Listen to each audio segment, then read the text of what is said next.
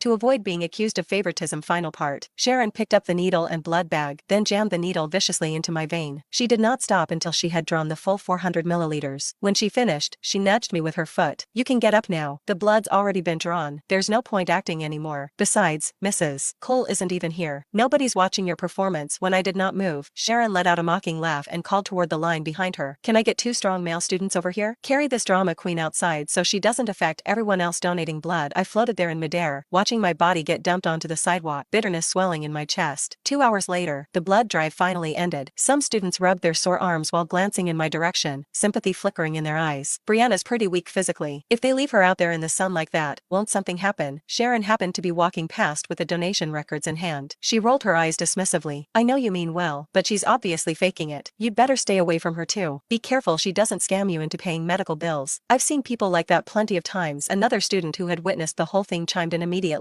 Brianna just relies on the fact that her mom's a department director. She acts like a spoiled princess all the time and expects everyone to cater to her. Now she's pretending to pass out and embarrassing the entire school. Exactly. She's just shameless. She wants everyone to pity her and coax her again. The students who had been worried about me immediately backed away after hearing that, afraid of getting dragged into trouble themselves. Listening to all this, Sharon felt much more satisfied. She turned and walked into Mom's office with the donation records. Mrs. Cole, these are today's blood donation records. If everything looks fine, just sign here. Mom's eyes landed on the line showing I had donated 400 milliliters, and the tension in her brow slowly eased. Where's Brianna? Didn't I assign her to help you as a volunteer too? Sharon lowered her head, hesitating as though she did not know whether she should speak. As for her, I kindly asked someone to help her up earlier, but she said unless you personally went to comfort her, she wasn't getting up. Mom's expression instantly darkened. Mrs. Cole, Brianna's been lying there for a long time already. This really can't go on. Why don't you just give in a little? At least get her up first. Mom slammed the donation records onto the desk, fury erupting in her voice. I've spoiled her too much. That's why she's developed such a terrible temper. If she refuses to give in, then let her stay lying on the ground forever. Under the blazing sun, the temperature kept climbing. Students around campus gradually stopped lingering outside and hurried back to their dorms. The smell of decay slowly began to seep from my body, drawing over several stray cats that roamed the school grounds. I lay there completely helpless, unable to run, unable to call for help. All I could do was watch as they tore at my flesh with their teeth. It hurt so much. My soul desperately drifted toward my mother's office, only to find her happily chatting with Sharon. Sharon flipped through my mother's notebook with wide-eyed amazement, her face full of envy. Wow, Mrs. Cole, are these all the nutritional meals you made for Brianna? Every dish has instructions and health benefits written down. You must have been keeping this notebook for years. The moment I saw the notebook in her hands, my eyes stung. My mother had started writing in it the day I was born. She always said that as long as she followed the recipes inside, I would grow up healthy and strong. Mother stared at the thick notebook, her gaze briefly turning distant. Looking at those yellowed pages, she seemed to sink into old memories.